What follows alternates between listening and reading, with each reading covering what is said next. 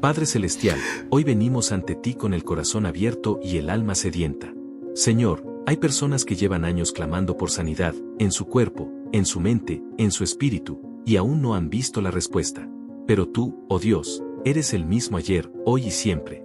Tú que sanaste al ciego de nacimiento, al leproso rechazado, a la mujer que tocó el borde de tu manto, sana hoy a quien está leyendo estas palabras. Que tu poder sobrenatural descienda ahora mismo. Que todo dolor sea tocado por tu mano. Que toda enfermedad reconozca tu autoridad. En el nombre de Jesús, declaramos que la sanidad no tarda, llega en tu tiempo perfecto. Amén. Hay una pregunta que millones de personas se hacen en silencio, de noche, cuando nadie los ve. Una pregunta que duele hacerse porque parece una confesión de derrota. ¿Por qué yo no soy sanado? La has orado. La has ayunado. La has declarado. La has confesado con fe, con lágrimas, con desesperación. Has ido a servicios de sanidad, has puesto las manos sobre tu cuerpo, has ungido con aceite, has pedido oración a pastores, a intercesores, a ancianos de la iglesia. Y aún así, el dolor sigue. La enfermedad permanece. El diagnóstico no cambió. Y entonces llega el pensamiento más cruel de todos. ¿Seré que no tengo suficiente fe? Esa pregunta no viene de Dios. Esa pregunta viene del lugar más oscuro del alma humana, el lugar donde la duda se disfraza de teología. Hoy vamos a hablar de algo que pocas veces se dice desde el púlpito. Algo que la iglesia muchas veces evita porque es incómodo, porque sacude creencias, porque obliga a replantear cosas que se han enseñado durante décadas. Vamos a hablar de la sanidad divina tal como la Biblia realmente la presenta, no como la cultura religiosa la ha vendido. Y para eso, necesitamos empezar con una historia que casi nadie usa cuando predica sobre sanidad. El apóstol Pablo. El hombre que sanó a otros. El hombre que resucitó a un joven llamado Eutico que cayó de una ventana. El hombre a través de quien Dios hacía milagros tan extraordinarios que incluso los pañuelos que tocaban su cuerpo sanaban a los enfermos. Ese hombre, el mismo Pablo, escribió en 2 Corintios capítulo 12 algo que ha perturbado a teólogos por siglos. Dijo que tenía un aguijón en la carne. Una palabra en griego que literalmente significa una estaca, algo punzante, algo que penetra y que duele. Y dijo que le rogó al Señor 3 veces que lo quitara. 3 veces. Un hombre de fe extraordinaria, con dones de sanidad comprobados, rogando por su propia liberación. Y la respuesta de Dios no fue sí. Tampoco fue no. Fue algo que cambia todo. Bástate mi gracia, porque mi poder se perfecciona en la debilidad. ¿Qué significa esto? Significa que Dios no estaba ignorando a Pablo. Significa que Dios no dudaba de la fe de Pablo. Significa que había un propósito más alto que la sanidad inmediata. Ahora bien, y aquí viene lo polémico, esto ha sido mal usado durante siglos para justificar el sufrimiento innecesario. Para decirle a personas enfermas, es que Dios quiere que estés así. Para cerrar la boca de quien clama, con una teología de resignación disfrazada de espiritualidad profunda. Eso tampoco es correcto. Y necesitamos entender la diferencia. La Biblia presenta 2 realidades que coexisten y que la iglesia raramente enseña juntas. Dios sana, y Dios a veces permite el proceso. Ambas son verdad. Ambas son bíblicas. Y la tensión entre las dos es donde vive la fe madura. Jesús sanó a todos los que se le acercaron durante su ministerio terrenal. No hay un solo registro en los evangelios de que alguien llegó a Jesús pidiendo sanidad y él dijo, no, hijo, es mejor que sigas enfermo. Eso no existe. Eso es teología inventada para consolar lo que no entendemos. Pero también es verdad que Jesús pasó por Betesda, un lugar lleno de enfermos, ciegos, cojos, paralíticos, y sanó a uno solo. A uno. ¿Por qué no a todos? La Biblia no lo explica. Y ese silencio es uno de los misterios más perturbadores de toda la Escritura. Entonces, ¿qué hacemos con eso? Lo primero que necesitamos entender es que la sanidad en la Biblia tiene dimensiones. No es solo física. Cuando Jesús sanaba a alguien, muchas veces comenzaba diciendo, tus pecados te son perdonados. Escandalizaba a los religiosos. Ellos querían ver el milagro físico. Él comenzaba con lo invisible.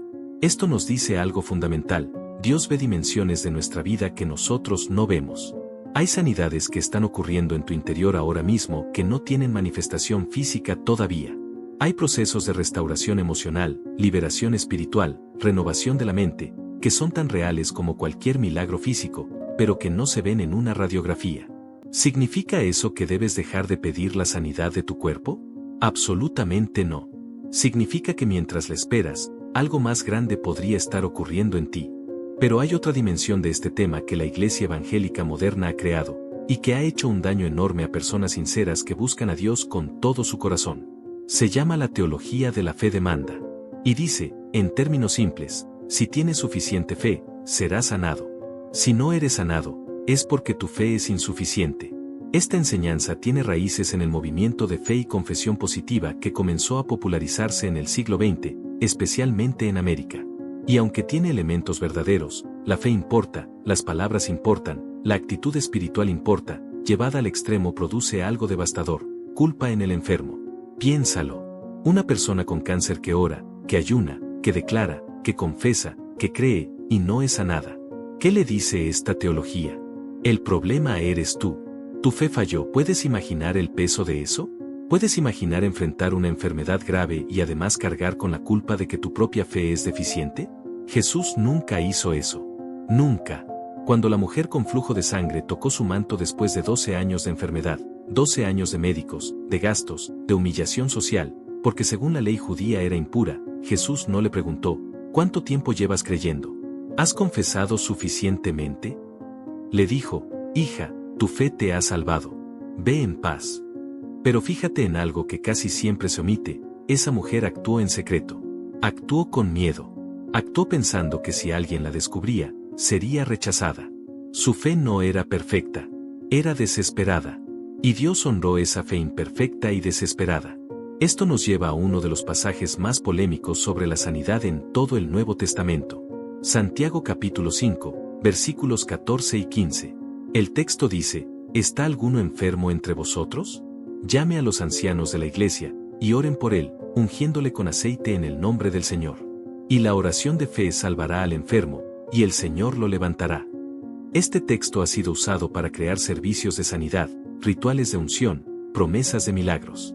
Y en muchas iglesias, cuando la persona no es sanada después de la unción, la conclusión automática es, faltó fe, tuya o de los ancianos. Pero los eruditos bíblicos señalan algo crucial que la mayoría de predicadores ignora. En el griego original, la palabra que se traduce como salvará es osei, que tiene un significado amplio que incluye salvar, preservar, restaurar integralmente. No se limita a curación física. Y la expresión el Señor lo levantará sugiere una acción soberana de Dios, no una fórmula que el ser humano activa con suficiente fe. En otras palabras, el mismo texto que se usa para prometer sanidad física automática, en su contexto original habla de una intervención soberana y completa de Dios, que puede incluir sanidad física, pero no se limita a ella. Ahora bien, ¿qué hay del Hijo de Dios que murió sin ver su sanidad física? ¿Qué decimos de los mártires que oraron y fueron ejecutados? ¿De los misioneros que murieron de enfermedades en campos remotos? ¿Fallaron en su fe? La respuesta bíblica es, no, y esa respuesta se encuentra en Hebreos capítulo 11, conocido como el capítulo de la fe. Ese capítulo menciona a personas que por la fe conquistaron reinos, cerraron bocas de leones, apagaron fuegos, resucitaron muertos. Y en el mismo capítulo, menciona a otros que por la misma fe fueron torturados, encarcelados, muertos a filo de espada. Y dice algo impresionante sobre todos ellos, y todos estos, aunque alcanzaron buen testimonio mediante la fe, no recibieron lo prometido. ¿Escuchaste eso? No recibieron lo prometido. Y aún así, son héroes de la fe. Esto nos dice que hay cosas prometidas que se reciben en esta vida, y hay cosas prometidas que se reciben en la eternidad. Y la fe que agrada a Dios es la que confía en Él en ambos casos. Entonces, ¿qué haces tú hoy, que sigues esperando tu sanidad? Primero, no te culpes. La fe que tienes, por pequeña que parezca, es real. Dios la ve. Y un grano de mostaza es suficiente para mover montañas, dijo Jesús. Segundo, no te rindas. Seguir orando en medio del dolor no es señal de poca fe, es la mayor demostración de fe que existe. Es decir, Dios, no entiendo, pero confío. Tercero, abre la puerta a todas las formas de sanidad. Busca al médico. Cuida tu cuerpo. Permite que otros te ayuden emocionalmente. Dios actúa también a través de manos humanas. Y cuarto, y esto es lo más importante, permite que este proceso te transforme. Porque hay algo que la sanidad inmediata no siempre produce, pero que el proceso de esperar a Dios sí produce, un carácter formado, una fe probada, una compasión profunda hacia otros que sufren. Pablo no fue liberado de su aguijón, pero escribió las palabras más poderosas sobre el amor, la gracia y la paz que el mundo ha conocido. Escritas desde el dolor. Escritas desde la espera. Escritas desde la confianza radical en un Dios que es bueno, aunque no siempre sea comprensible. Tu sanidad puede estar en camino de formas que aún no ves. Tu historia no terminó.